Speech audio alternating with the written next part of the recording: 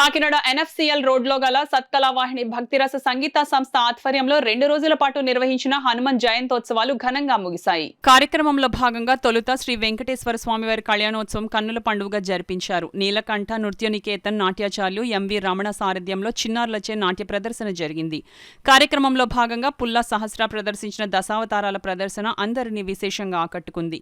ఈ సందర్భంగా సంస్థ వ్యవస్థాపక కార్యదర్శి డాక్టర్ ఈవి కృష్ణమాచార్యులు అధ్యక్షతన జరిగిన కార్యక్రమంలో రాయవరపు సత్యభామ కళావేదిక చైర్మన్ డాక్టర్ రాయవరపు సత్యభామ ముఖ్య అతిథిగా పాల్గొని త్యాగరాజు అన్నమాచార్య రామదాసు కీర్తనల పోటీలలో విజేతలకు బహుమతులు అందజేశారు. ఈ సందర్భంగా డాక్టర్ సత్యభామ మాట్లాడుతూ మన సంస్కృతి సాంప్రదాయాల్లో భాగమైన సంగీత నృత్య కళలను భవిష్యత్ తరాలకు అందించాల్సిన బాధ్యత ప్రతి ఒక్కరిపైన ఉందన్నారు. ఈ కార్యక్రమంలో సత్కళావాహిని సంస్థ సభ్యులు చిన్నారులు వారి తల్లిదండ్రులు పాల్గొన్నారు.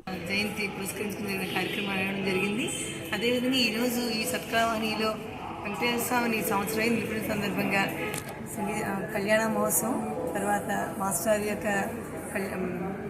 డాన్స్ బృందం ఈరోజు డాన్స్ కార్యక్రమం ఒకటి.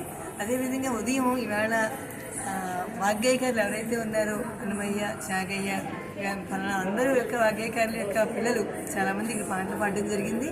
ఆ పాటల్లో ఈవేళ వాళ్ళకి ఏదైతే పాటలు తిరిగి వాళ్ళు తీసుకున్నారో వాళ్ళందరికీ కూడా ఇక్కడ ప్రైజ్ డిస్ట్రిబ్యూషన్ ఇవ్వడం జరుగుతుంది. కాకపోతే ఎందుకు ఇలాంటి జరుగుతున్నాయని చేయాల్సి వస్తుంది అంటే కనుమరుతున్న సంస్కృతి సంప్రదాయాలకి నిలువైనటువంటి ఇలాంటి వ్యవస్థలు సంస్థలు పోషించాల్సిన అవసరం ఎంతైనా ఉంది.